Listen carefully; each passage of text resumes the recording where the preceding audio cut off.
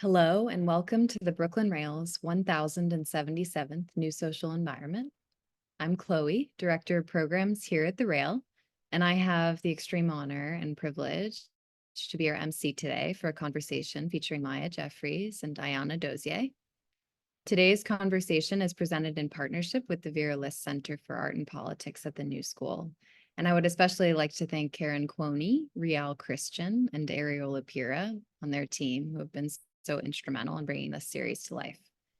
This series of 3 conversations revisits the Vera List Center's 2022 publication, Studies into Darkness, the Perils and Promise of Freedom of Speech. And now I'll introduce today's guests, both of whom are artists. Maya Jeffereis is an artist working in video, performance, and installation. Her work seeks to expand upon overlooked histories and archival gaps through counter and personal narratives, offering both critical perspectives and speculative possibilities. And Dr. Ayanna Dozier is a Brooklyn-based artist-writer. Her practice centers performance, experimental film, printmaking, and photography using autofiction, surrealist, conceptual, and feminist methods. Her research in film navigates the history of distribution, archaeology, and radical work of Black feminist experimental filmmakers. Her research in art is dedicated to examining how transactional intimacy, like sex work, redistributes care from the private sector into the public social politics of relations. She's currently an assistant professor in communication, emphasis in film, at University of Massachusetts Amherst, and is the author of Janet Jackson's The Velvet Rope. And with that, I'll pass it over to Ayanna to get us started. Wonderful. Thank you so much, Chloe, Eleanor, and Rial, for facilitating this dialogue and for the invitation to speak and to be in conversation with Maya, which I'm really looking forward to.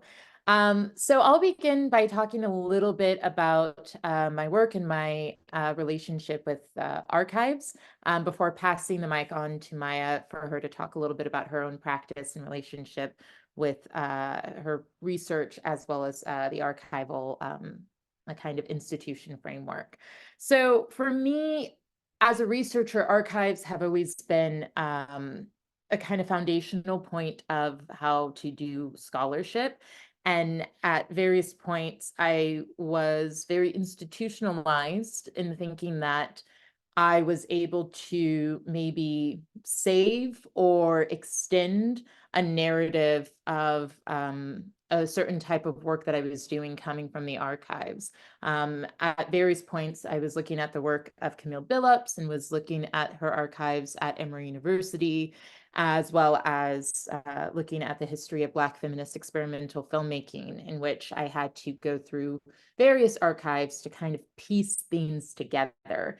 That work is still in some ways ongoing, but as I started to redirect my focus to looking at work that was more sexually explicit and specifically oriented by sex workers and or other criminalized professions, I realized that my relationship with archives needed to change insofar as I was looking at lives that were evading surveillance, that did not want to be found or claimed. And I almost saw myself as perhaps completing a kind of narrative arc for the institution in creating a register of these new lives, right, that can then become classifiable or taxonomized by the institution. And I felt a lot of tension around that. And this is not to say that archives themselves are wholly unproblematic and that the research on them by researchers are also not grappling with similar questions.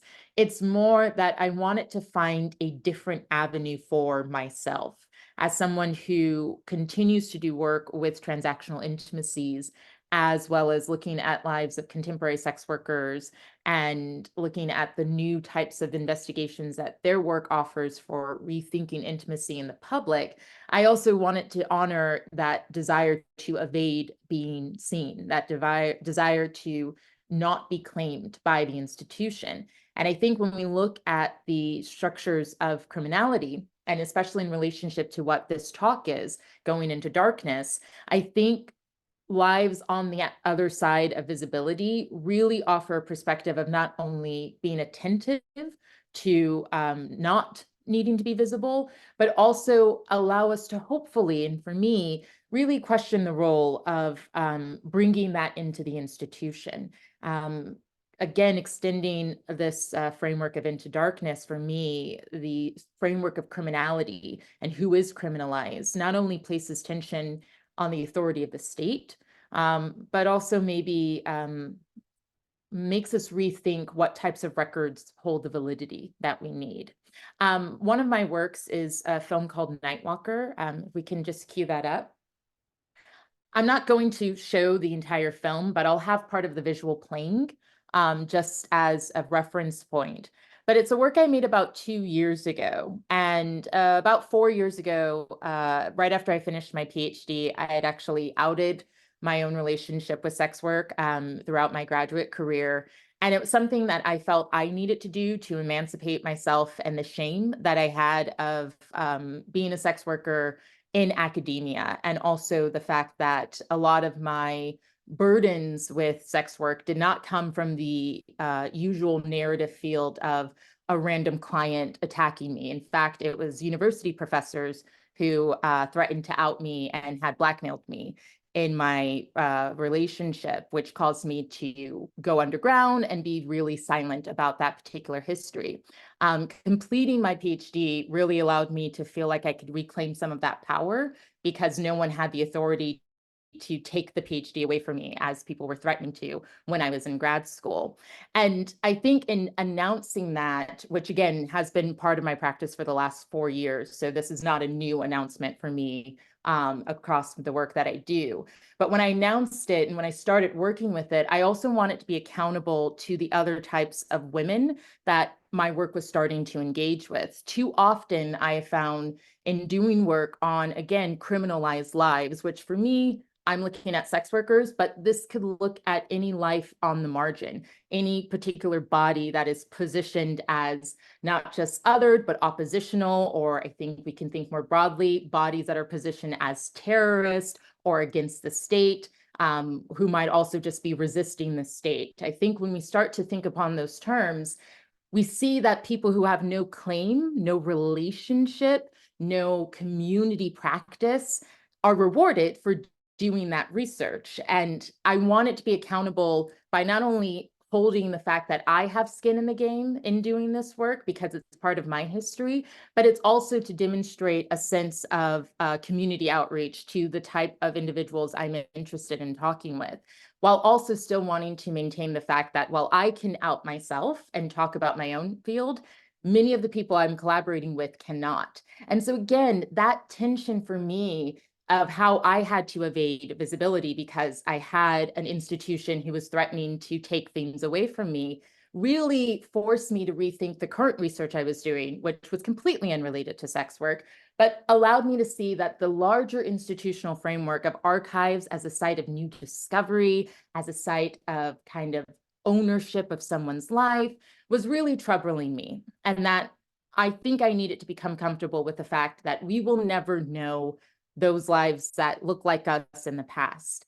What we do have access to, right, are perhaps the interventions, the artistic practices, the oral stories, the poetry, the artworks, the things that get really pushed to the side that we as historians aren't meant to take seriously because it's not truthful, right? It's the imagination.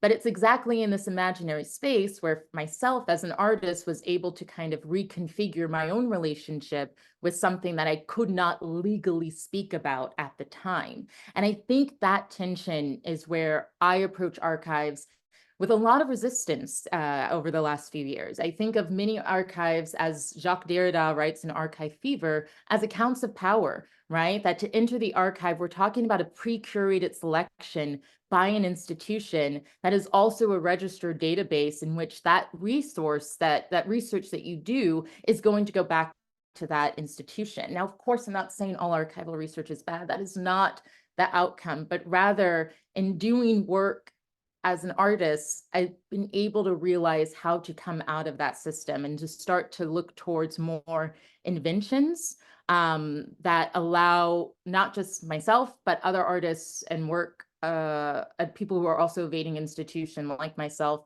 to make sense of that. And with Nightwalker here, and I'll wrap up with this and pass the mic to Maya, I think it's a really great job of my practice insofar as it's looking at the way in which sex workers historically have been visibly looked at by the state, and all the ways in which that type of visual terror mirrors, the same type of terror that women experience walking alone at the night. The fact of whether or not I present myself as a sex worker in the film is besides the point, because all of this inevitably falls back upon how archives are utilized as a type of visual site-based discourse of terrorization against women's bodies.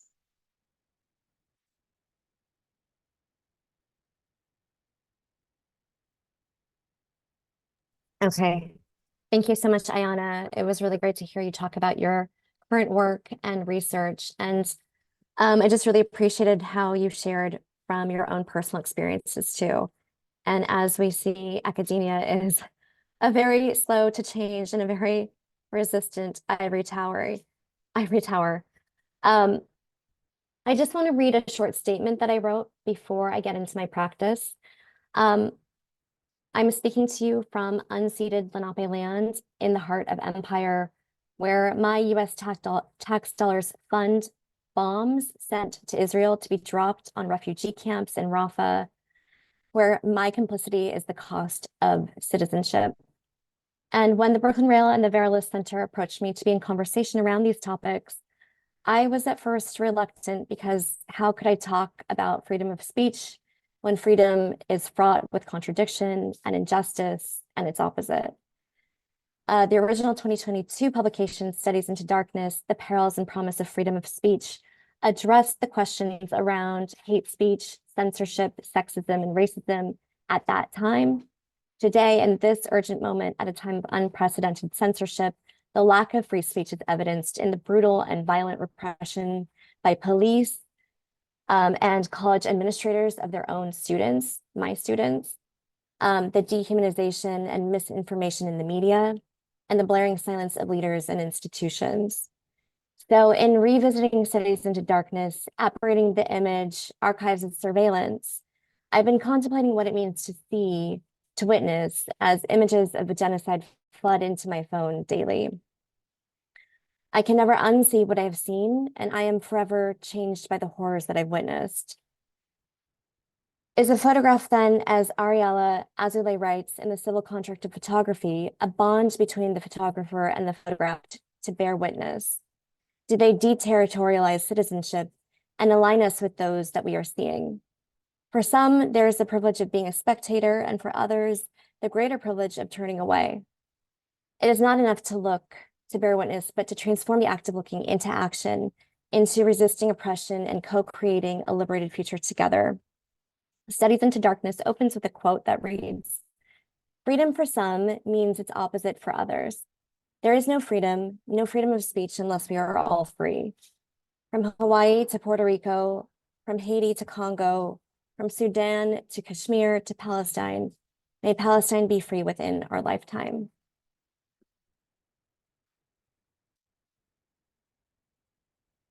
Okay, so with that, could we share the slideshow?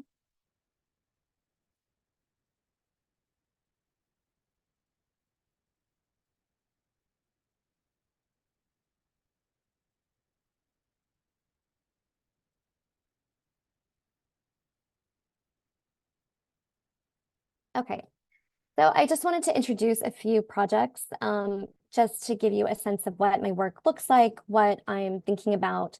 This is a work called Silhouettes Remain from 2022. It was shown at the AIR Gallery. And in this essay film, I am exploring the histories of Orientalization or Orientalism through paintings and films that depict women from Asia, both from the Near East and from the Far East, in ways that are both dehumanizing, but also in very different ways. So I'm thinking about the odalisque and depictions of the unveiled woman and the bareness of her skin, in contrast with the construction of Japanisme, in which the East Asian woman is presented as a kind of decorative object, right? It's her objecthood that can be worn as a mask by a European woman wearing a kimono or having these decorative objects. And so my film is excavating some of these origins and drawing parallels between the past and how these representations and misrepresentations of women historically continue today through yellowface in film, but also through political propaganda. If we go to another slide, here is a poster that was created by the far-right German wing, the AfD, using Jean-Léon Gérôme's slave market painting in order to create anti-Muslim, anti-immigration propaganda, and to spark fear in a kind of contemporary anxiety around the other. In this work, I'm also interested in the ways that we as contemporary viewers look at historical works of art, knowing that they are false and that they're depicting fantasies produced by the West. And so in this work, I'm using digital editing in order to erase the women from these paintings.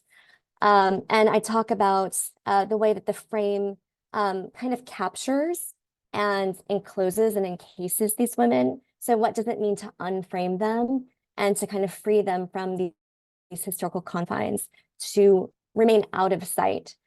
We can go to the next slide. So here's the frame. And the frame floats around through these museum spaces. This is at the Smithsonian. And ultimately, we are left with these kinds of silhouettes, the residue, the traces of these women who have been removed from these paintings. And so in a way, it becomes a speculation on what is possible beyond sight, beyond visibility. We can go to the next slide. The next work is called Fields Fallen from Distant Songs on the left, and on the right is called Passages 1. It's a video installation in which I've made a screen out of sugar onto which I project a video where I've taken archival documents, mostly around my own family history. These are some of the only records that really exist of my great-grandfather who immigrated from Hiroshima to Hawaii in the early 1900s to work as an indentured servant on Hawaiian sugarcane plantations. And so these documents have been abstracted through hand processing 16 millimeters. So they become obscured. And I'm projecting them back onto this sugar glass kind of frame or screen. On the left is Fields Fallen from Distant Songs. You can go to the next slide. And this work is loosely based on my great-grandfather's experience working on sugarcane plantations. As I went into the archives in Hawaii, I very quickly learned that there just is really no way to access information about him. He really doesn't exist because I don't have his bongo number, his plantation number. And if you don't have the number, they don't exist as a human being with a name. And so the work became really about piecing together a kind of chapter of this history, an exploration of his life through what does exist in the archives of Thomas Edison, who created ethnographic films as propaganda to incentivize, I think, US citizens to align with US imperialism abroad, both in Hawaii, but also in the Philippines, in Puerto Rico, in Cuba, in Guam, all in 1898. And so again, I'm obscuring these films through hand processing them. So there's a kind of blurring, there's a speckling, the image comes through, but it's leaky and shaky. And I'm also putting together footage that I've shot during my time in Hawaii while Kilauea was erupting, and thinking about the way that the land in Hawaii is able to kind of both reclaim her own space through these lava eruptions, and also to build and to continue to grow. And the film is interspersed with Hole Hole Bushi, which are songs that were created by Japanese immigrant laborers women specifically on plantations who would sing these songs in order to keep themselves motivated and busy, to create camaraderie, to speak to their own experiences. So these songs are recorded, and so we're hearing their actual voices in the film. And I've interspersed it with contemporary Hawaiian poetry around decolonization and questions around sovereignty. And then the last project that I'll share, actually, why don't we watch the video for that one first, and then I'll come back to the last project.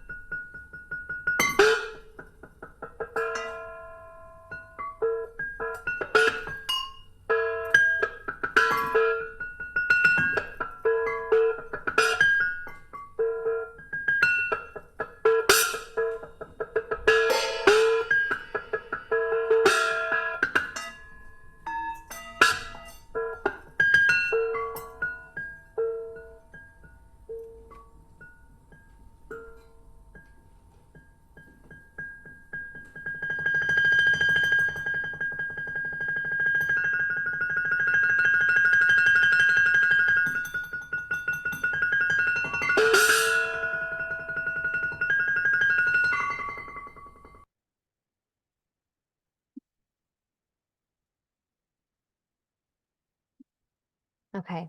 I'll start talking about the next project, which is called Passages 2.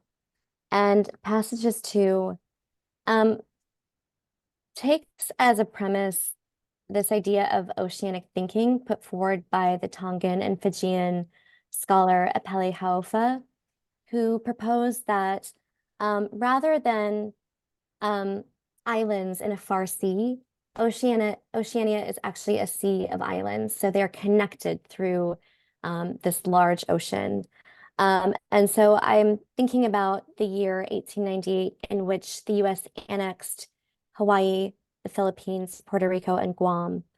And their shared histories around economic exploitation through a plantation labor system, through the site of military occupation, but also thinking about the ways in which people have, since 1898 to the present, continued to resist these forms of oppression.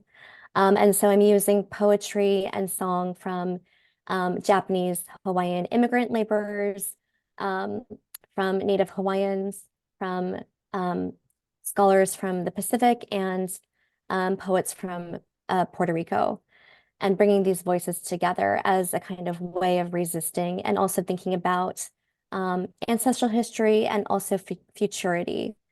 And in this film, I'm again taking archives, but I'm exposing them using cyanotype. And in this process, it obscures the image, right? There's a kind of slippage. It's imperfect, it's done by hand. And so the image kind of comes through and fades at different times. I also am using negatives of images in this film as a way of also resisting. and kind of negating. So we can watch a clip of this film also.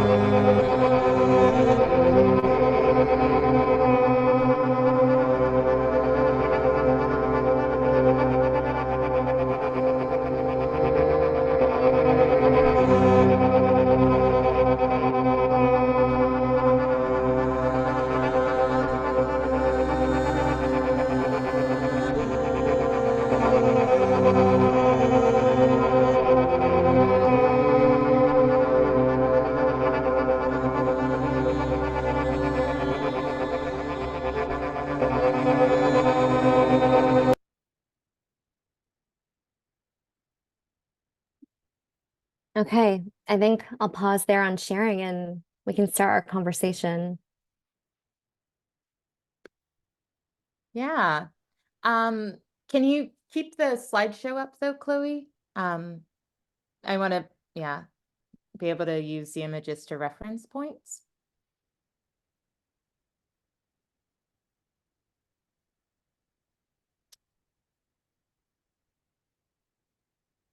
Thanks. Yeah, so I guess I'll start, and then we'll kind of keep it going from there. What was the earliest record of your relationship with doing archival research? Was it through your grandfather and trying to put that back to your practice? I think my earliest work into archives was exploring a different generation of my family history with my grandparents who were incarcerated in Japanese American internment camps during World War II. So that's when I started to look into historical records. My family was detained at Heart Mountain in Wyoming and in Roar and Jerome in Arkansas. So that really kind of led me into this research into the past, and I had visited these sites before. The work that came out of that chapter ended up being more performance art, where I went to these sites of incarceration and performed ancestral dances from Bonodori, from this Japanese Buddhist sect that I grew up in. And these dances are meant to commemorate your ancestors and kind of invoke them. So it was less rooted in the archive itself, but it began with those histories.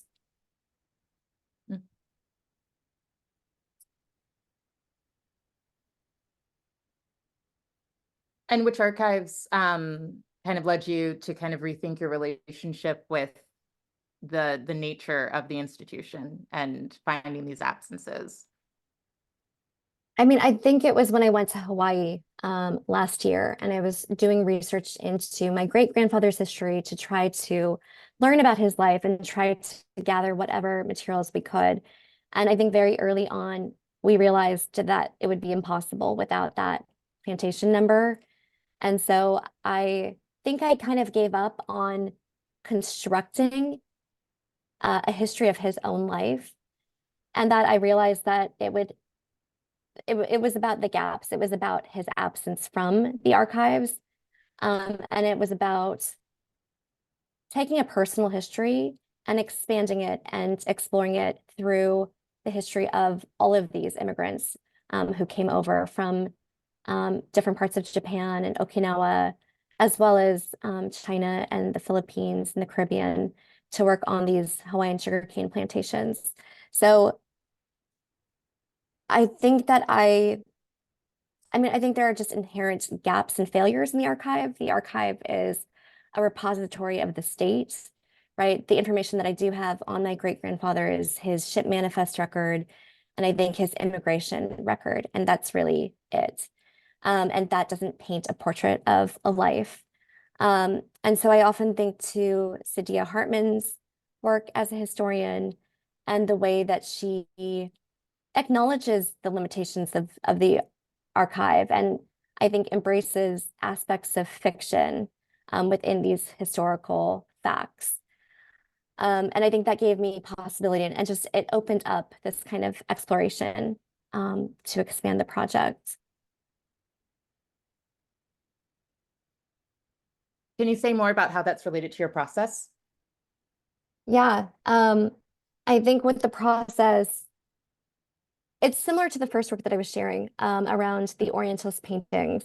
There's such an inherent violence in those images. I mean, these are images of women that are painted nude. They're being dehumanized, right? The slave market, we see these potential slave owners forcing their hands into the mouth of this young girl in the middle of a public space. And they're painted with such kind of academic accuracy, right? In this kind of academic style that leads us to believe that they're documentary images. And so how can I acknowledge the existence of those images, but also resist that same gaze and not reinscribe the same power dynamics that we would bring in looking at those images? So I wanted to first, I think, obscure, abstract, like erase the women from those paintings, and then transferring that kind of logic into these next projects. The archives I'm working with are by Thomas Edison, right? I mean, he made ethnographic films that would show the other performing aspects of their culture for the camera, right, as spectacle. And so there's an inherent violence in the construction of those films as well. And of course, when we think about film, especially black and white, it appears as documentary. So how can I also resist that? While at the same time, knowing that these are the only images that really exist from that time period, from 1898, are the ones shot by Thomas Edison. So I became interested in this idea of abstraction and the hand and chance, and what happens if I hand process 16 millimeter in a way that allows the image to kind of slip and become looser, in a way create a kind of distance from what we're seeing, to acknowledge that it's there, but to look at it in perhaps a new way.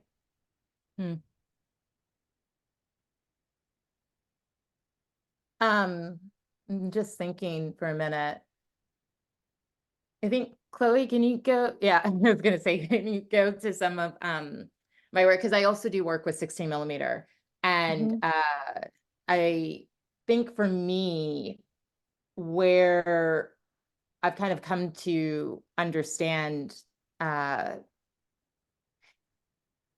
items or collections archivized or protected by the institution is that I view them with the same amount of like incredulity as any other element of life, which I know is not always great as a historian, but I think for me, what has been really beneficial in some of my own artistic practice, as well as my research, is to rob the legitimacy of those sources. And I think in that capacity, I've been able to redirect some of my own attention to looking at real work that I think always categorizes itself again on the margins. I think coming back to the title of this talk of like, what is darkness? You know, what is the conditions of visibility? And I take a lot of inspiration from Sylvia Wynter, who has this whole discourse on like demonology, and advocating for demonology. What she's really advocating for is a reconstruction of the moral, institutional, epistemological narratives that have been conditioned by the Euro-American Enlightenment discourse, where she basically calls attention to why we should believe these individuals as the moral authority at the same time in which they were murdering, colonizing, you know, committing atrocities against the human race. And yet we still inherit their bylaws of what it means to be human, what it means to be criminalized or not criminalized, and all of the ways in which those are the conditions by which we come to know and name ourselves through society. So on a very superficial level, yes, I turn my attention then to those aberrant figures on the margins, right? A lot of my advocacy work, which is very hyper-local, I think that's also where my politics are, in as much as I can't always respond to things beyond my control, but I can look and do work on substance abuse and harm reduction programs in the city, can advocate, right, for sex workers. And in that type of hyperlocality, where you have individuals who have no way of being represented or are represented beyond the measures of their own control, i.e. by journalists, i.e. by Instagram influencers who want to capture, you know, substance abuse users on the streets to make some kind of salacious narrative. I think a lot of that type of intimacy work with that type of quote unquote criminalized body for me is what helped shift and redirect my attention to the state and to the institution and to museums, as well as libraries, where, again, the records, and going back to how you were talking about the lacking your grandfather's plantation number, right? The ways in which these lives end up being indexed in the institution are always through non-human terms. They're understood through again, the legality of the state, which does not recognize one's humanity, because one's humanity needs to be in alignment with the state in order to not be criminalized.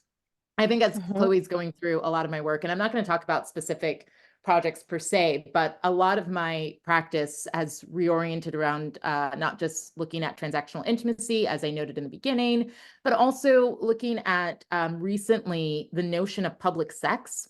And so some of the films that were shown, like It's Just Business, Baby, Let's Make Love and Listen to Death from Above, or Bounded Intimacy, look at the West Side piers in New York, like the Tribeca area, Chelsea, where a lot of sex clubs were, a lot of cruising sites were, a lot of sex workers were. There's a film called The Stroll, where that area around Gansevoort and West 14th Street was very populated by Black trans women sex workers. And that was their little area where they took care of one another. And we think about the ways that public sex now is demonized and utilized as any type of visible public sexual dissent is indicative of harming the children, introducing pornography to the public. And it's really a measurement by which the city, and again, the state, wants to nationalize sexuality to be something that's not only compulsory heterosexual, but also makes it more difficult to account for violence and abuse within the home. So if the public sexual dissent of visible queerness, of sex workers, is utilized as being the boogeyman, it's much difficult to talk about the types of ways in which interpersonal partner violence, which is like the #1 type of violence by which individuals understand sexual assault, can be, again, more difficult to talk about, which goes back to how I talked about what the state archives and how it talks about these things. And again, for me, that push towards, I think even how you talked about in your practice, like the aberration, right? The thing that's outside of what we can know, because what we know doesn't really exist in these systems. And I think for me, that's intentional. These particular lives aren't meant to be accounted for by the state because the state doesn't want to utilize them as models of living, because inevitably they constitute a model of resistance. They constitute some type of otherness or oppositionalness to what the state wants as a model citizen. And I think that has also given me empathy in a type of fictional work of what these particular lives tell. There was an expression, I forget who says it, but it's I wonder what the geniuses that existed, right, who died homeless, right, or unhoused, or the geniuses who lived amongst us who were working in the plantations, and we just never got to know that. And I take that seriously only because of my own personal family history. I'm a first-generation high school graduate, and I think about all the ways in which women in my own family history were burdened with reproductive care, and often had children before the age of 17, and the ways in which that index their life outside of any type of possibility for them. So these are the kind of through lines that I operate with, which, as again, some of these images come up, I do use a hyper stylistic, film aesthetic, mainly because I'm really interested in like beautifying things, because I think what I'm actually interested in is really ugly, quote unquote ugly. It's painful. And it always cuts through that narrative of like the reproductive dynamic nature of not just femme bodies, but bodies classified as sexual dissidents, and then also the sexual trauma that's inherent within that. And then also, again, the transactional intimacy nature of it that encompasses not just sex work, but all types of body work as well. The desire to make it seem something other than that is my personal intervention on it. But it's also then to place tension on this idea that just because it looks like this doesn't mean it's not less as important, right? That just because it doesn't have that archival look, right? I'm not trying to stand in place of the archive, because for me, the archive is already something to problematize. It's already something that I'm not interested in legitimizing anymore in my own practice. And again, I really appreciate how your work utilizes process to kind of take what you're able to get, but then make it completely separate from what those documents actually produce.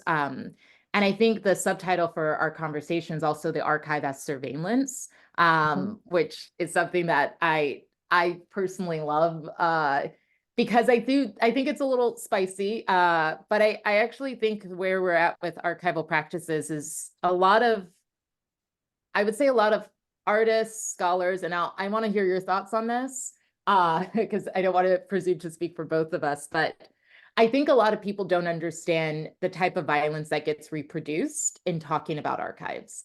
And I think there's several examples that I'm not going to name, but I've seen it on multiple levels. I've seen it in pop culture, where photographers will cite a very violent archive of Black subjugation to reimagine it for like a pop star's body.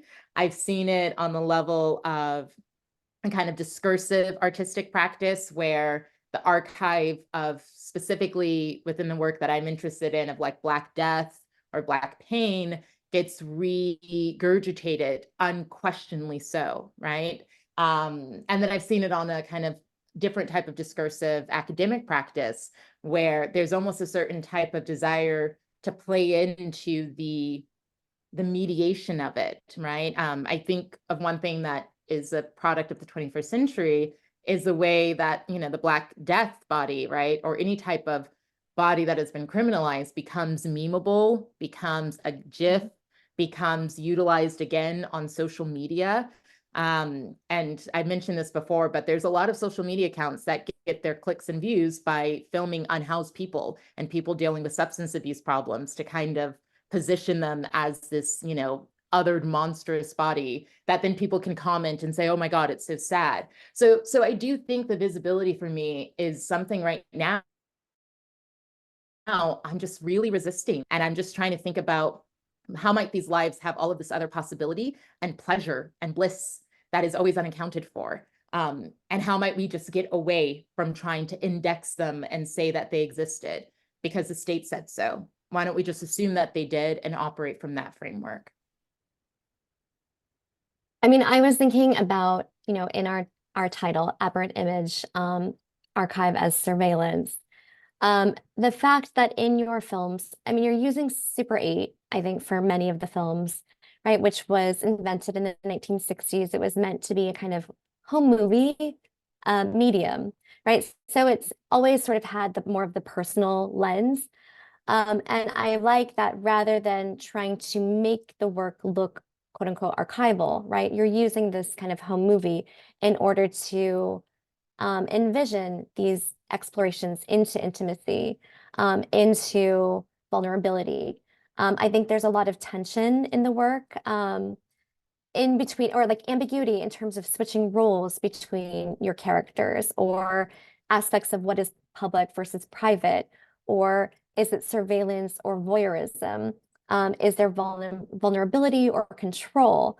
And so I like that these films leave us kind of questioning. I find them unsettling in the way that the characters are aberrant.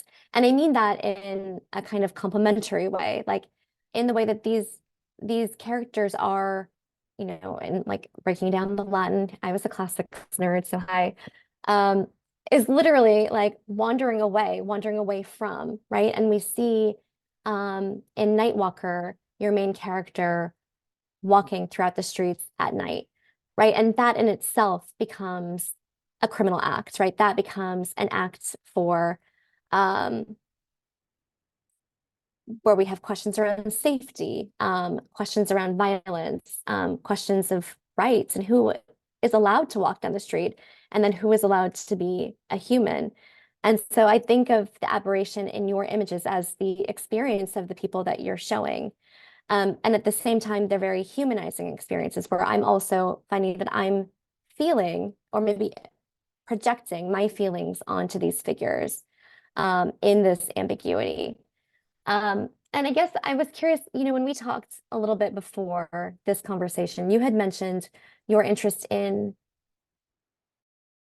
and not just working with the archive and maybe rejecting aspects of the archive, but I think you had mentioned creating your own archive.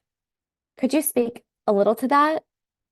Yeah. And then I have a question about projecting your feelings onto Yeah. just that. I really want to hear you say more about that.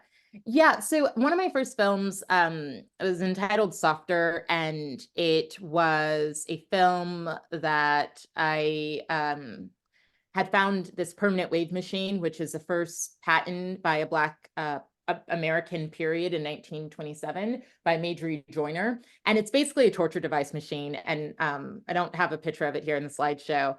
And I was really fascinated that this first invention that could be patented by a Black American was about straightening one's hair, and that it was really monstrous. It was really heavy, and, you know, all of this dynamic of the ways in which beauty rituals for Black women have always been masochistic to some extent, or can be masochistic. And I made a film on it because there's no archive really for it. There's an archive at the Chicago Public Library, but you don't have a lot of images with Black women using this machine. You do have a lot of white women using the machine because it became very popular in the 1950s, which also has its own history of like Black hair products becoming mainstream and then erasing Black women. So I made a film and I wanted it to look archival. I wanted to play with that tension. So I used expired film. I used a lens that I hunted down from like 1961. And I was really invested at the same point in doing my research, which did use a lot of Saidiya Hartman. I would say I no longer am in that space. Obviously, much respect to that entire practice. But at the time, I was really trying to work with that question of like a critical fabulation. And I thought that that would be the toolkit for it, that if I created these things that place tension on this idea of what is real, what is authentic, that would be the way of troubling the problems I was having with the archive. I still hold true to that. In fact, I often describe my work as authentically inauthentic. But I would say I'm no longer invested in that framework of critical fabulation as it's outlined as such. I think a lot of people do a lot of good work with that. I want to be very clear. But I think where my questions reside is perhaps more of, I'm interested in things that I know existed, but I can't find. And I don't like, or I realize I didn't like the fact that I kept having to rely on the archive to prove that for me. And that was also a question of, the distribution of a lot of the work that I was encountering for my research. I know these films existed, right? I knew that Black feminist experimental directors was not just an invention in the 1990s, but like at the time when I was doing my work, there were no real articles talking about the previous history. So that particular body of work made me realize I just have to assume. And I like the assumption, which isn't speculative. It's just knowing, because if I exist now, I must have existed back then, right? And I think, again, moving more towards collections and histories of sex workers really opened me up to that, because sex work is the oldest field in the industry of labor. It's been around for almost as dawn of time as since human existed. And I think about all of the interventions that sex workers have done. We have high heels because of sex workers. We have the internet because of sex workers. We have access to various forms of distribution of mail service because of sex workers. And of course, sex workers are always erased from those histories because of the morality around it. So that for me is where that shift in my practice emerged, where in creating my own archive, I want to then document not only these politically charged narratives of existence at the margins, but I also want to give room for bliss, because the archives are not sexy. Archives don't have a lot of sex in them. And when they do, they taxonomize them. And I just want more of a fullness for the ways in which people, especially who have been so traumatized, who survive a lot of horror. I think recently I invited Liad Hussan. She was part of the Palestinian sex worker committee. She's now based in Berlin, to one of my classes. And it was so great to have that framework of talking about like being displaced because of genocide, right? Historically so. And then also understanding that sex workers still exist in that framework. We don't go away, but we're also the first ones to not be accounted for. And then when you also survive such trauma, I think of all the ways in which sex work is a certain type of care work, a body repair work of tending to the flesh in a way that other dynamics aren't always available to. And it's because of that, I think, again, there's this new archive I'm building, or collection, better yet, is also, it's pretty, because the reality isn't anything but. But that's my response to that. I really would love to give you space to talk about that dynamic of projecting your feelings onto some of this work that you're doing. Well, I guess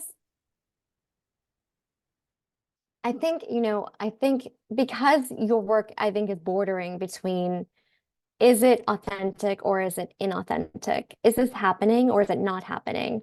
Right? It creates a tension and an uncertainty. And so I think as it's unfolding, I'm trying to understand the positions of the characters and also of the camera. For example, the one that is staying with me right now is Bounded Intimacy, right? So I believe that the film starts by looking out of a high-rise window down onto the street over across distance. And the camera lands on this woman wearing, I think, a tight, maybe red, maybe yellow dress as she's walking down the street. And she seems aware of the camera's presence, even across this very vast geographic distance, like maybe a block or two. And she appears to sort of be flirting with the camera, performing for the camera, but also doing her thing. There are periods where she goes out of sight. The camera's kind of like frantically trying to find her. And then it cuts, and we cut to another scene on the street. This time we're closer to the woman. We're across the street from her. And I believe the camera person's running across the street and comes even closer. So there is this coming together. And it's just interesting, this idea of intimacy across distance, which, yeah, it made me question, like, who is the camera person? And in a sense, because of the camera's lens, I become that person. So then what is my relationship with the subject that I'm seeing? And the subject is one of flirtation and fun, and it's sexy. And yeah, I guess I was just really interested in that, the kind of desire and intimacy across far spaces, and what does it mean to come into closer proximity. Yeah. And I think that's where I always feel dissatisfied with, I mean, obviously institutions, but I think intimacy is so overlooked. I know in the 70s we had the mantra, the personal is political, right? But even then, there's a lot of tension around how that was weaponized, and also utilized to exclude women of color entering political spaces. But I think intimacy cuts through so many ways in which our bodies reconfigure, affect, as it were, right? Which I define as the labor our bodies do to make sense of itself at any given moment of time. It is both thinking and feeling combined. And intimacy is something that I think, when we think politically, we're like, oh no, that can go here. Angela Davis even wrote about this in Freedom is a Constant Struggle. She talked about the lack of intimacy in contemporary protests specifically, where she said that, we can make fun of the fact that in the 60s and 70s, everybody was hooking up with one another. But she's like, but part of that is that we all knew each other. Like, there was a sense of accountability. So-and-so knew so-and-so. I knew who that person was in their home. Like, they weren't just wearing a mask in the streets. And I think there's a lot to be said about, digital technology, late capitalism, robbing us of time, community time with one another. Again, the return of the Save the Children campaign, which makes sex more of a boogeyman.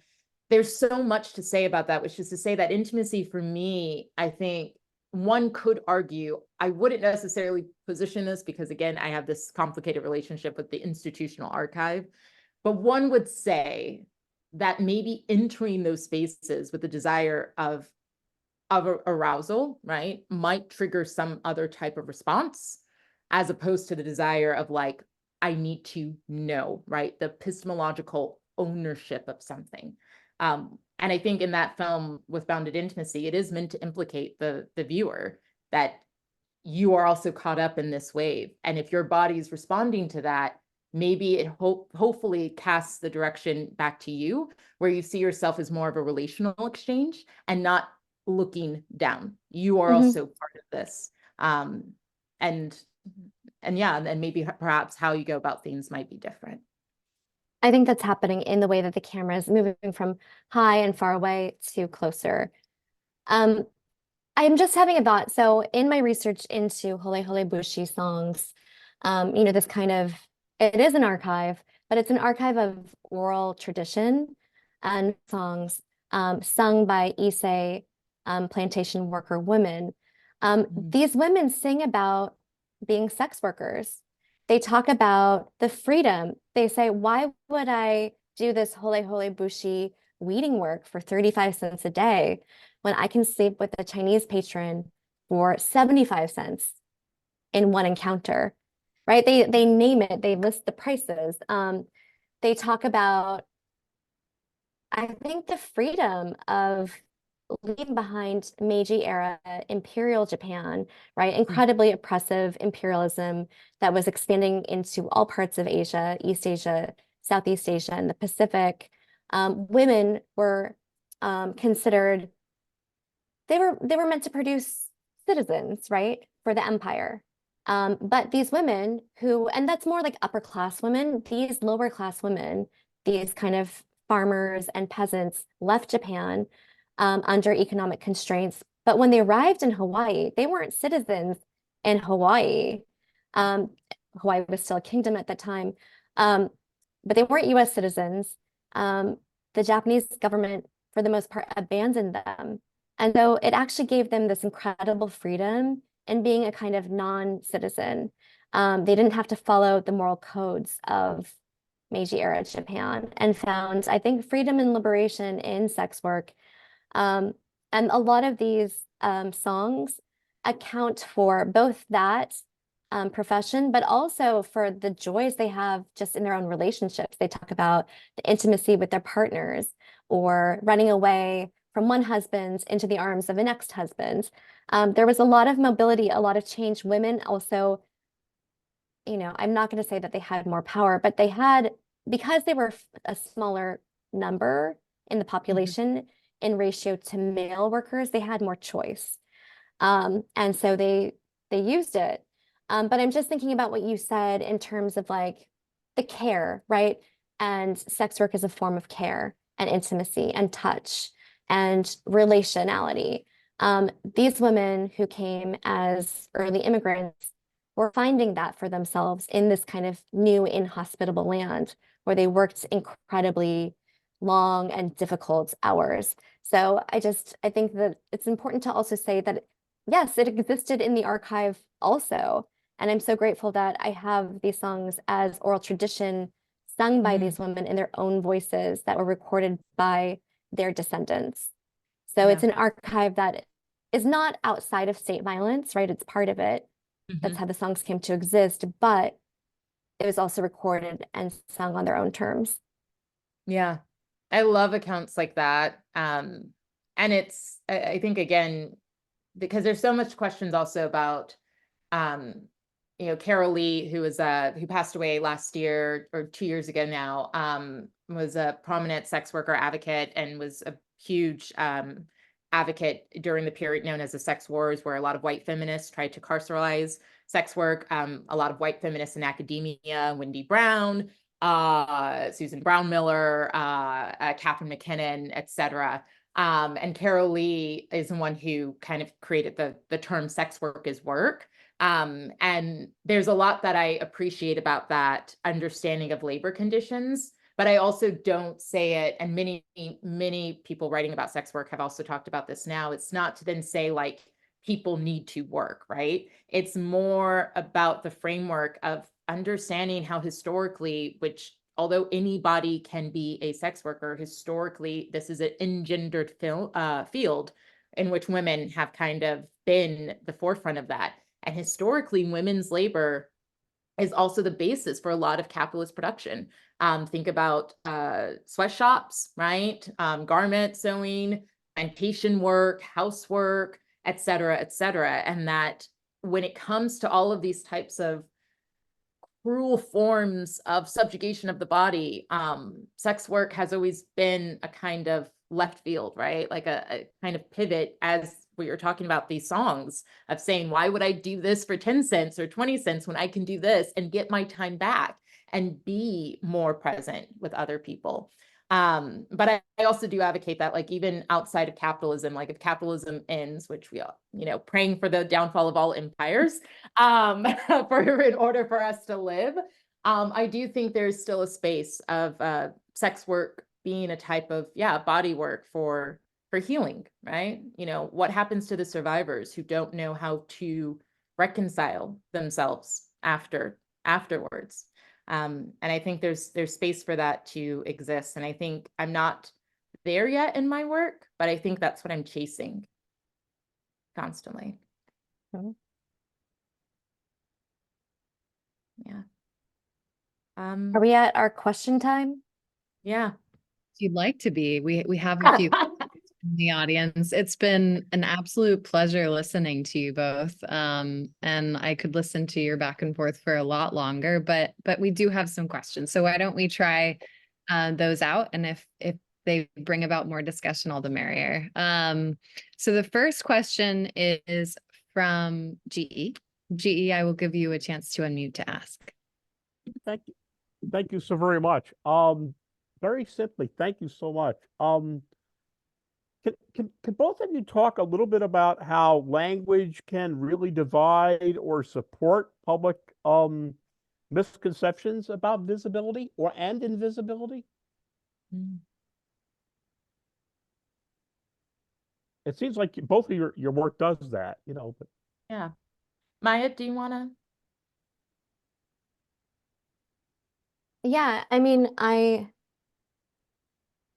think for me, the way that language is showing up in my works, yes, the first film I introduced is an essay, so it's my own writing, narrated by my mother. I'm always thinking about intergenerational connections, family histories, the way that my mother, you know, carries the memories of my ancestors and passes them down to me. So I think about language as maybe like family language as a form of personal archiving through oral tradition. And that shows up in the work, also in the voices of those Japanese immigrant workers singing their songs and their struggles. And I think, how often do we get to hear from first generation immigrants sharing their own stories in their own voices? It's very rare. From that time period, from the 1800s into the early 1900s. And so I think there's so much power in hearing from them directly. So I want to prioritize their voices as much as I can. But I also think about language that is not verbally expressed, right? I mean, language can be incredibly problematic, right? If we think about the language as a tool of the state, right? I don't know if we have the words to envision what new futures can look like, right? We have to reimagine those also. And so I think about other forms of language, the language of the body. Ayanna, I was thinking that a lot in your work, right? And many of the works are silent, but the bodies are speaking to us through gesture, through their coupling. And so maybe I'll pass it over to you if you want to speak about how language shows up in your work. Yeah, no, I think you hit the nail on the head. And I completely agree. I think there's a quote by Mark Rothko that I really love, where he says that, you know, like art and painting is a conception or an extension of language. And if that's the case, then my work is the silence. And I love that the implication of silence, which is also indexed by language. And I also, as someone who is a fan of Rothko, I love how he describes his work as the silence, because what it draws our attention to, and especially if we go back to not just that moment in time of abstract expressionism, you know, non-representational work, is it actually draws our attention to all the ways in which, like, we don't use language to make sense of ourselves. I think, again, especially because so much of my work deals with interpersonal trauma or state-sponsored trauma, it's hard to speak on. Toni Morrison talks about the unspeakable actions of the state that become unnameable, and language evades us. And then you think of the cultures of silence. I think, again, coming from a framework of my personal family history of Black Creole and Black migrants from Portugal, nothing was said, right? There was no speaking on things. In fact, you got in trouble for speaking too much. And Bell Hooks talks about that in Talking Back, Talking Black, that language has always been something that is evasive. In many ways, I do wrestle with that because I am a writer. And so language has been a powerful tool for me.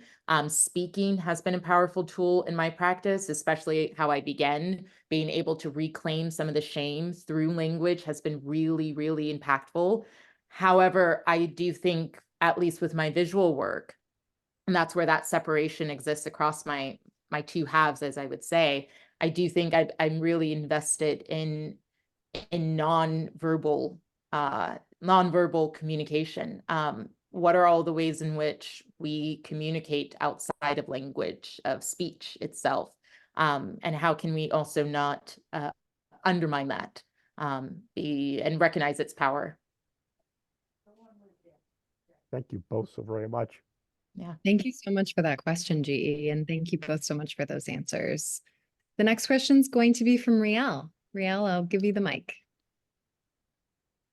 Thank you both so much, Ayanna and Maya. This has been such a wonderful dialogue and thinking about and revisiting the book Studies into Darkness and thinking through these ideas of language and visibility as interconnected concepts within this larger framework, consideration of free speech as a kind of a kind of dialectic. And Ayanna, I've heard you speak also about the idea of, or sort of your skepticism of the idea of bearing witness and the limits of bearing witness. And I would love for you to talk more about that. And then I also have a second question, but maybe you want to talk to that first. You're bringing back a very specific incident that happened in December, 2022? Yes, I am. Yeah. Oh Bringing my it back. God. Oh my God. I guess for a little context, I won't be too specific. There was an event that we were at, and one of the questions came from an audience member who outed that their friend had confessed to them that they were doing sex work. And so they just regurgitated that. The friend was not present, but they gave a lot of descriptions about the friend and was like, I can't believe they're doing this. Like, and this person was also, they were not visibly racialized as Black, but they were talking about their friend who was Black.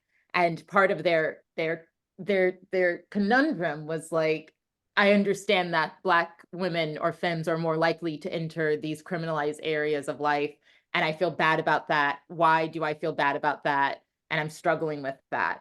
And my face was like, oh my God, like your friend could be watching. You gave so much descriptive accounts that you potentially outed them. They also did use their friend's name.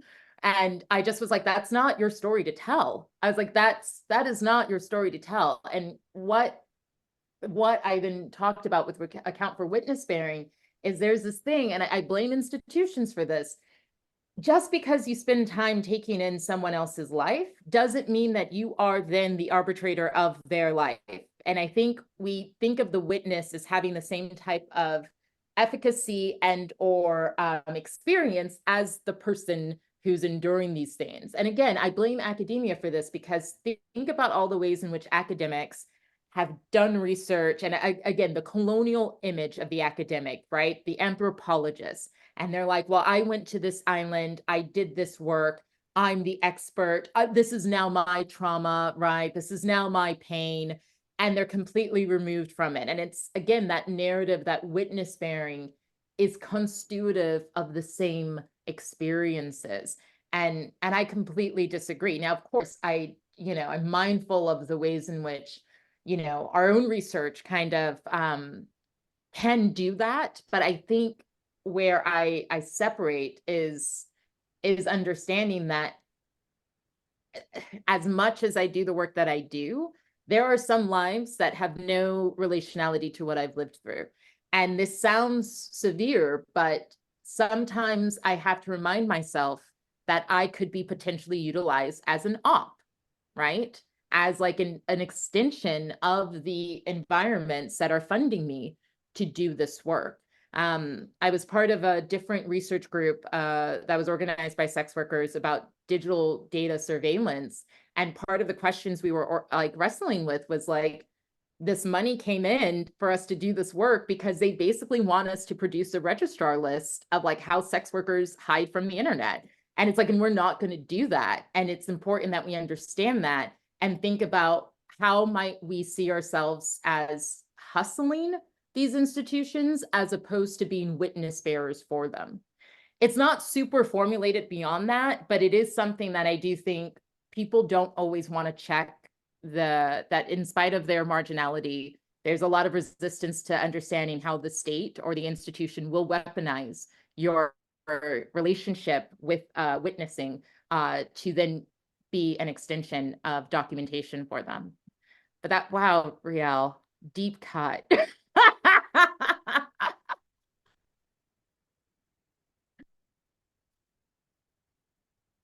Yeah, What was the other part? Well, go, Maya. Yeah, I would love to hear your thoughts on. Oh, no, I was just curious, Riel, you said there was another part to the question. Oh yeah, but yeah, I mean, I'm curious to hear if you have thoughts on that too. But another idea I was kind of thinking of was the concept of the latent image, or sort of the ways in which the archive sort of indexes these latent images in a conceptual sense, and how their meanings and signifiers are revealed over time. And the archival image can give way to this latent exploitation of the subject. And I'm curious to hear you both speak about the sort of the latency or the afterlife of the aberrant or fugitive image as opposed to the documentary image. Yeah, I think Maya, that's completely up your field. I'll just pass it over to you. Yeah. I mean, these archival images are so interesting. They're so constructed, right? As we know. In the Thomas Edison, the part that I showed in Passages 2, in the Thomas Edison footage, it's a battle reenactment in the Philippines. But I believe it was actually taking place in Puerto Rico, right? So the whole, even the entire place, the context in which this is supposed to be portraying is false. It's staged. And they use the same location to also stage an event in the Philippines and an event in Cuba. So it's a construct, and they don't really do a lot to hide it. But thinking about like the latent aspect of the image, I think about a couple of artists. I think about Stephanie Sahuko's work, in particular her series called Block Out the Sun, in which she places her physical hand over photographs in pages of the archive in the St. Louis Historical Society. And these photographs are depicting indigenous Filipinos who were brought over in 1904 and put on display in the St. Louis World's Fair. And so for her, physically placing her hand over their bodies, she's shielding them from sight. So on the one hand, she's still acknowledging that the photograph exists, but our ability, our right to view is being withheld, right? And I think there's so often we have this right to see everything. And to see is to know, right? So I think to interrupt that, to block that out, to reject it is important. I'm thinking about in 1965, in the French-Algerian War, the soldier Marc Garanger, who was commissioned to photograph women in a refugee camp, by unveiling them and forcing them to take their portrait. And in this series of photos, which are very difficult to look at, and I think, again, questioning our right to see, do we have a right even today to look at these images of these women enacting refusal, right? Their faces, they're incredibly angry, and they're resisting. So I think about other artists like Carrie Mae Weems and her work from, how do I say it? From Here, I Saw What Happened and I Cried, where she took the archive from Harvard's library of photographs taken by Louis Agassiz, the Swiss ethnographer, biologist, zoologist. Yeah, scientific racist, biologist, who took photographs of enslaved African Americans in the South, also against their will, incredibly dehumanizing. And Carrie Mae Weems, you know, puts this filter over the image in bright red or this deep blue, in addition to inscribing text or etching text onto the glass. And so I guess I'm thinking about how have artists made interventions onto the archive? And in which ways are we still performing the same act of looking, right? Like my problem, my critique is, yes, I work with these archives and the images do come through. And how much of that image do I want to show, given these histories of exploitation, given the fact that many of these people didn't want to be photographed in the first place, and the photographing of them was incredibly dehumanizing. And how does that become normalized, right, within our minds, if those are the images that are filling our kind of our landscape, our histories? So I don't know. I don't really have an exact answer. It's something that I grapple with in the work, though. Yeah. Think a lot of your work, I mean, the title Aberrating the Image, like that came from a conversation that Maya and I had earlier, and it came from Maya directly, which I really love, because I do think a lot of what your work is doing and is in the process, right? That process-oriented sense of using cyanotypes, the messiness of it, the unclarity of it, the fragmentation of it, but it is a kind of push really towards, can the archive itself just be abstracted completely outside of the field of the visual paradigm? And like, what modes of those histories do we take with us? And I think, again, your account of hearing those songs, right, of something that kind of escapes that dynamic, is like, it's a really beautiful thing that, yeah, I don't know if that particular song is something that kind of comes back in your work, but would really love it too. Mm. Yeah. Thank you so much for those questions, Rial. And thank you so much for those answers, Ayanna and Maya. I have a last question that's kind of a simple question, but I'm curious to hear you both answer it. I'm curious how you found photography and film as your medium of choice in examining some of these topics, especially because photography and film are so entrenched in many of the issues that you've talked about today. And I'd love to hear from both of you on that. Yeah, so be quick. So I was always a family like documentarian.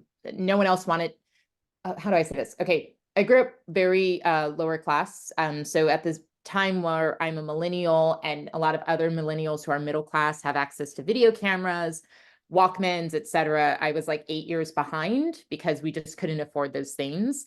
And so I have no footage of me as a kid because we just couldn't afford it. And I was going to school and seeing other parents, you know, with their big video cameras filming their kids. And that was absent from us. And it made me feel really sad. And I still get sad that I don't have a kind of collection as a child. So by the time I was like 9 years old, Polaroid got really cheap because they had the iZone version for kids. So I became the person who took all the photos because we just didn't have photographs, or at least an extensive record. And I just kept that up throughout high school. And then in 2008, Polaroid and Kodak enters bankruptcy. That's the narrative. Film is dead. It's done. Digital technology has taken over. There's no more film. And I was entering undergrad and I thought, well, I'm going to learn how to shoot film. So that way, when I'm 90, I can tell people like, oh, did you know film existed? You know, if digital technology was going to take over the world. And so I just got really technically proficient in it. And then as my art practice grew, because I knew so much about analog technology, I just never wanted to learn how to shoot digitally or learn how to use a digital camera. I was like, I'm not going to pick up a red camera. I'm just going to pick up a 16 millimeter because I know the apparatus of like how to work with film. And that's the big reason why. I mean, don't get me wrong. I love the texture. I can talk about the materiality. I can theorize it. I can say it's more beautiful, and it is. But a lot of it is because I just was technically trained in that, and I just never wanted to learn how to figure it out digitally.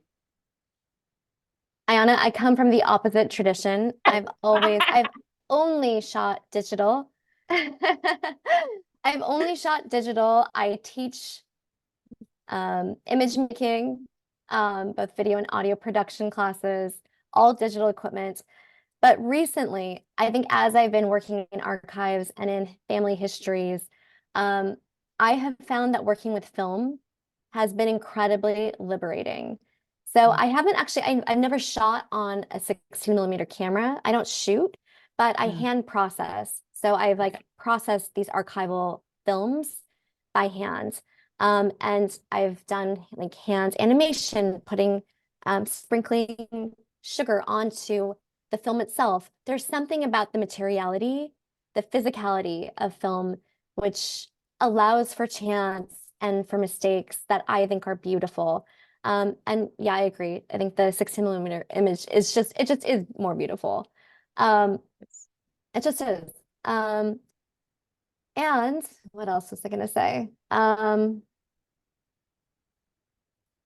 know, I think about my work, I'm going into the past, right? Film also has the spectral quality, right? It's both made out of it's time-based, but it's also physical, and there is length and distance to it. And the distance is a way for me to connect maybe the past or the future with the present. And these images that appear as light projected onto a screen or onto another surface are in a way like ghosts that are coming back and speaking to us. So the spectral quality of film just really, I think, lends itself so I'm just so excited about it with my work. And then my last point on film is that during Japanese American internments, the people who were incarcerated were not allowed to have cameras. They were not allowed to represent their own experiences. And so, yes, there are state-sponsored, you know, PSAs that exist from that time. Dorothea Lange was commissioned to document the process. Her works were censored because they were too empathetic. But to really have an image that you have made, right, that reflects your own experience is important. And I think of that in terms of home video also. So, yeah, there's just, I think, a lot of reasons for me to work with film. And it just brings complexity to a work, to a project. I think the early film projectionists and makers were called magicians. And so, you know, on another level, I do completely relate to all of that. And again, all of the theorizations of it, as stated earlier, like I'm totally in line with. But it also, like, I think with film, and I had this conversation with Carrie Schneider on a similar Brooklyn Rail talk, where it humbles you. I know a lot, and everything I do is analog. So I don't like any digital mediation. And I think part of that is because I'm also a writer who writes in front of a screen all day. So I really love the disconnect that my visual art practice is really just by hand. And it's a lot of 19th century processing or just darkroom processing. And it does humble you, which I think as someone who, you know, is a Virgo, it's good to be humbled every now and then. I'm a Virgo rising, so I can relate. Thank you both so much for those answers. It was lovely to hear about each of your relationships to photography. I'm going to pass it over to Rial for one last question, and then we'll do some concluding readings. I'm not sure if there's going to be a question here, but I just wanted to also kind of connect it back to the first conversation in this series with Omar Kanwar, whose work as a filmmaker prompted the book Studies into Darkness. And specifically, he prompted the book with the question, or sort of a prompt to, sorry, I'm trying to actually pull it up so that I don't completely misquote him. But is there an idea, concept, or social construct that would benefit from a retreat into darkness, into a space of profound reconsideration and rethinking? And just hearing the two of you talk about your relationship with image making and kind of forms of obfuscation, intentional obfuscation that you utilize in your work, also reminds me of the kind of the physicality of the book, which was designed by Nancy Kalelo-Mutiti and Julia Novich. And in the book, the color use of the dark ink, the use of the color black is actually an interplay between the three colors that appear on the outside edge of the book, the red, green, and blue. So the color black, the darkness, becomes a space where there's still things shining through. And yeah, I don't know if you two want to respond to that, or kind of responding to this idea of a retreat into darkness as a kind of methodology, or I don't know, ontological term in your work. Yeah, I have a very, very quick response to that. I mean, I think the notion of empire allows us to understand that there's no winning. There is no, I can be a citizen, and that there is no, right? And I think back to Sylvia Wynter's understanding of like demonology, and again, why I do work with lives who are criminalized. And I always say lives who are criminalized because I don't think of them, right, as criminals. And I think the state has said that what they're doing is criminalizing work. And I disagree with that. And part of that is also just the extension of empire and also empire's idea of sovereignty. I did a talk not too long ago about the history of the sex worker as the legal and religious threat to the sovereignty of empire, right? And reproduction, control, and identity. So without being too salacious, it's just, yeah, I think living in a time in which empire has shown, because of its hypermediation, right, how violent it is at every corner of the world, including within our own backyard, there should be no desire to follow or pursue its legitimacy. It is illegitimate. And if that means being in its opposite sector, whatever its darkness or criminalized activities it defines itself as, I think I'd rather be there than to be in support of it. I'm just looking at this quote from the book written by Zach Blass. He talks about queer darkness is the refusal to cohere, to become legible, to see like a state. So what does it mean then to turn to darkness into an opportunity for resistance, protest, and struggle, right? I think of it as a kind of refusal, which I appreciate in his writing. Yeah. Thank you both. Thank you, Riel, for closing us out. We have 2 concluding readings today to conclude today, but first I just want to say thank you so much again to Ayanna and to Maya for this dialogue. And I'll pass it over to Ayanna first. Thank you. So mine is a piece by Clarice Lispector, and it's entitled On the Edge of Bliss. And so it's just a bit of prose, and I'll start. When we see, the act of seeing has no shape. It's what we see that has shape. The same goes for a certain kind of higher thought. In itself, as an act of thinking, it has no shape. It's how real thought thinks itself. This kind of thought achieves its objective in the very act of thinking. This doesn't mean in such cases of higher thought that one thinks vaguely or gratuitously. It so happens that primary thought as an act of thinking already has a shape and is more easily transmissible to itself, or rather to the person thinking it, and for this reason, it has limited range. Whereas so-called higher thought as a construct of pure thought is free, which is not the same as vague or gratuitous. It's free to a point where to the thought's own thinker it appears to have no author.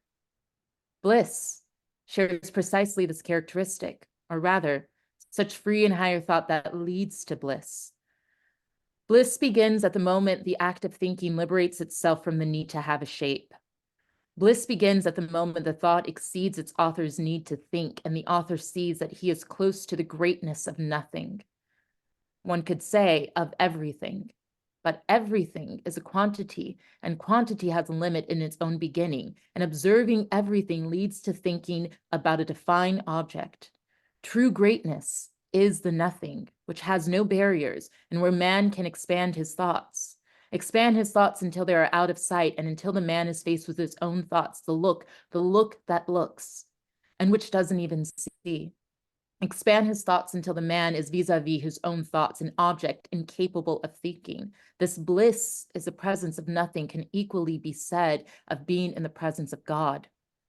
God begins at a certain point of thinking. This assertion that is not in itself either secular or religious. A mystic would recognize it. And none of this involves a problem of God, properly speaking. It concerns the thoughts of man and the way in which the thoughts can reach an extreme degree of incommunicability, which, at the same time, for the man in question, is a point of greatest communicability. Sleeping brings us very close to these thoughts. We're not talking about dreams, which in this case would be a primary form of thinking. We're talking about sleeping. In some ways, sleeping is abstraction.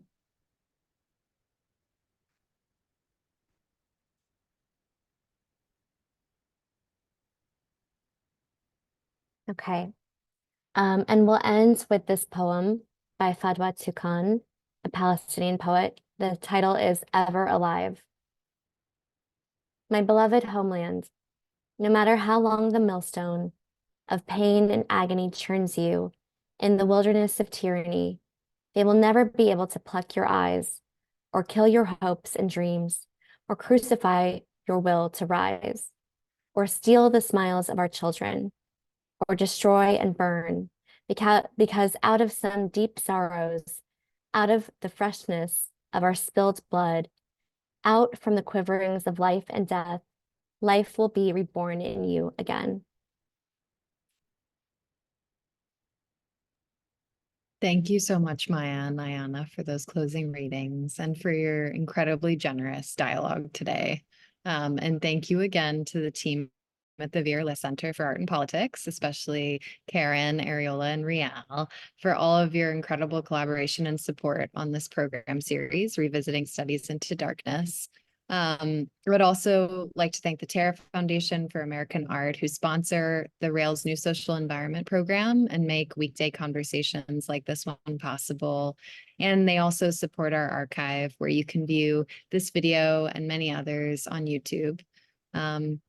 If you're free tomorrow at 1 p.m., we'll be hosting Publishing in Transit with Litmus Press, featuring Omar Barada, E. Tracy Grinnell, Sava Fathi, and hosted by Cole Swenson. And as is Rail tradition, you all can now turn on your microphones and say hello and goodbye as you leave. Thank you so, so much for being in this space with us today, and I hope to see you again soon. Thank you. Thank you. Thank you. Maya. Thank you so much. Thank you. Thank you Bye. so much. Thank you. Beautiful. Thanks for coming. Thank you. Thank you so, so much. Take care. Thank you so much. Thank you, Maya. Bye, everyone. Ayanna. Thank you, Maya. Thank you so much. Thank Thank you. you. Much Thank love. you.